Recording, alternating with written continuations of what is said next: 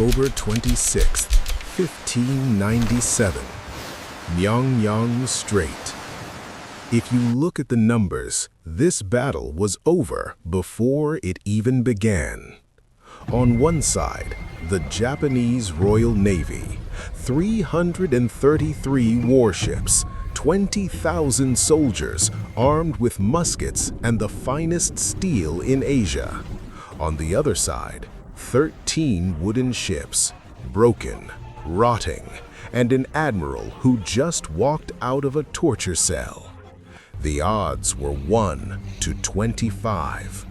Logically, this was a suicide mission. But Admiral Yi Sun-sin didn't look at the enemy ships. He looked down at the water. He saw a weapon that the Japanese missed, a weapon not made of steel, but of physics. Welcome to the greatest hydrodynamic trap in history. To understand the miracle at Myeongnyang, we must stop looking at the men and start looking at the machines they commanded. Take the Japanese Sekibune. It was the pinnacle of speed-oriented naval architecture. With a sharp V-shaped hull made of lightweight cedar, it was designed to cut through waves like an arrow. Its doctrine was simple: close the distance, board the enemy, and turn a naval battle into a land battle. In the 16th century, the Sekibune was the Formula One car of the ocean. In contrast, the Korean Panoksan looked like a clumsy giant. Its U-shaped hull was flat, wide, and built from heavy red pine. It was slow. It was heavy. It looked harmless. It was essentially a floating dump truck. But in physics, every advantage has a cost. The V-shape made the Japanese ships fast, but unstable. When a cannon fired, the recoil force would rock the entire vessel, sending the second shot flying uselessly into the sky. The Korean flat-bottom design, however, turned the ship into a stable artillery platform. They could rotate 360 degrees and unleash continuous fire without losing balance. However, the fatal flaw wasn't in the shape of the hull. It was in something much smaller, something invisible from a distance: the nail.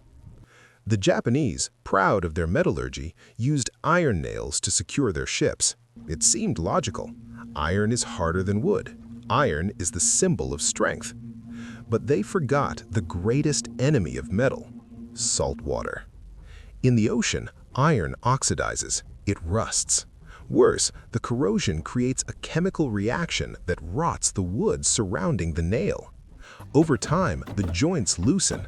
The ship, though looking solid on the outside, becomes hollow and weak on the inside. Admiral Yi Sun-sin and the Joseon shipwrights chose a different path.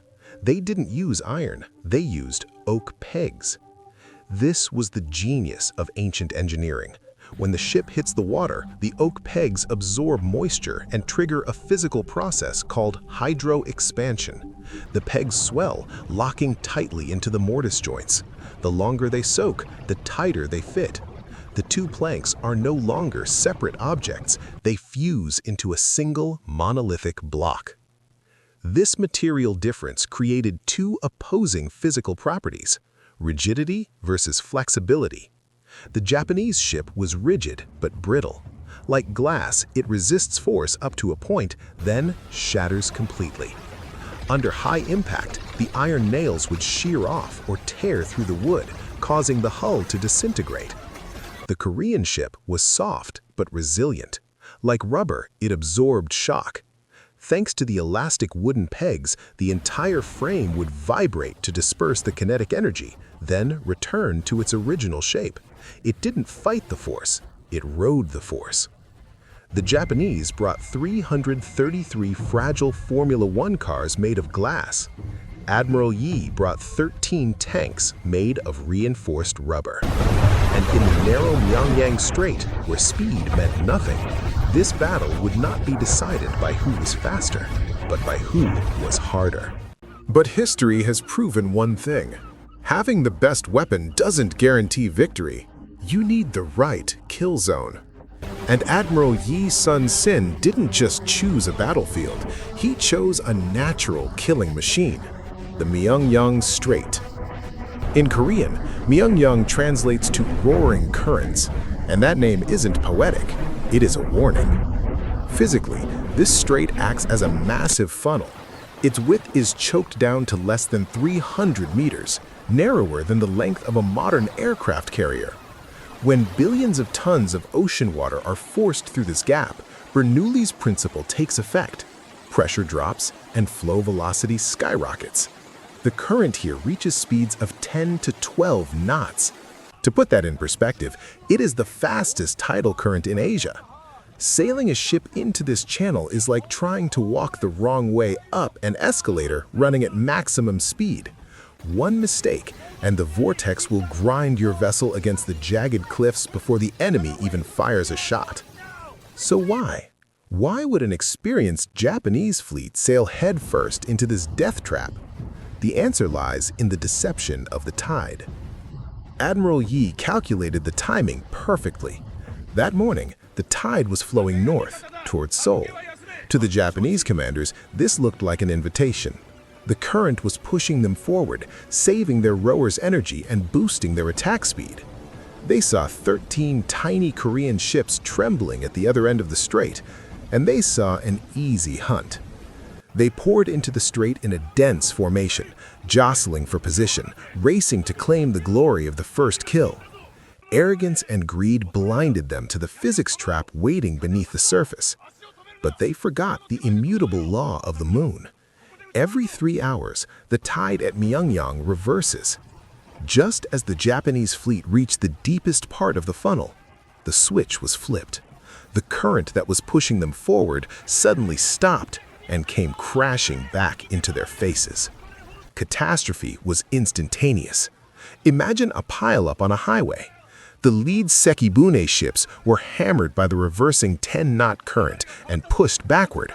But the ships behind them, blind to the chaos, kept charging forward on their own momentum. Rear ships crashed into lead ships, portholes smashed into starboard holes. The mighty Japanese line of battle instantly turned into a chaotic knot of wood and screaming men. They were trapped. They couldn't advance against the current, they couldn't retreat because of their own allies, and they couldn't turn because their V-shaped holes were too unstable. Hundreds of expensive warships were now just helpless corks bobbing in a giant washing machine.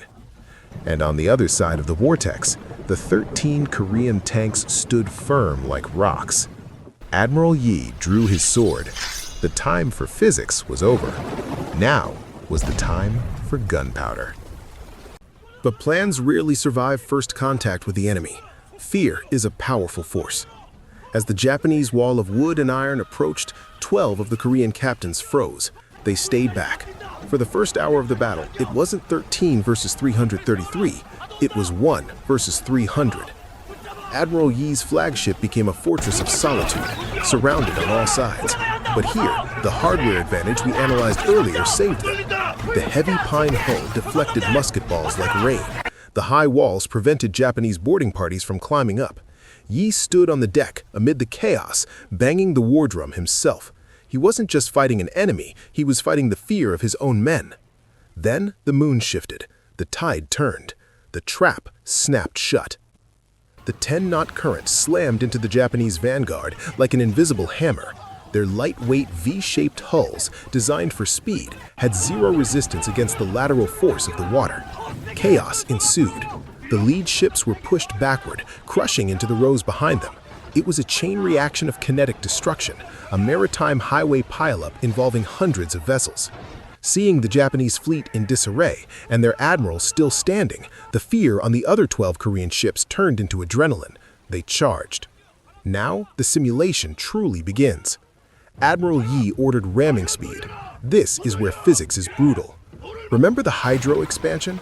The Korean oak pegs held the heavy ships together like a solid block of iron. When they struck the fragile cedar hulls of the Sekibune, the energy transfer was absolute. Japanese ships didn't just break, they exploded. The rusted iron nails sheared off instantly. Entire bows were sliced open. Samurai, weighed down by heavy armor, were thrown into the swirling, roaring currents. The ocean itself finished what the cannons started. Panic is contagious. 333 ships entered. 31 were annihilated. The rest were crippled or fleeing. The invincible navy was broken by 13 ships and the laws of nature.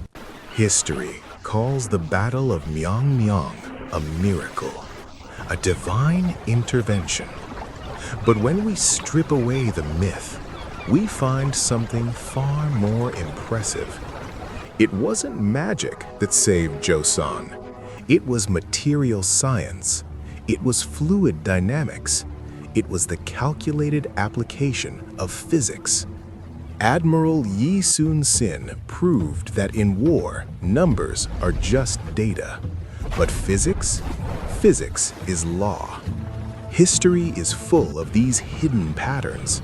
Battles decided not by who was stronger, but by who understood the world better. Join us as we continue to decode the past through the lens of science. If you enjoyed this simulation, become a founding member by clicking subscribe. See you in the next parallel.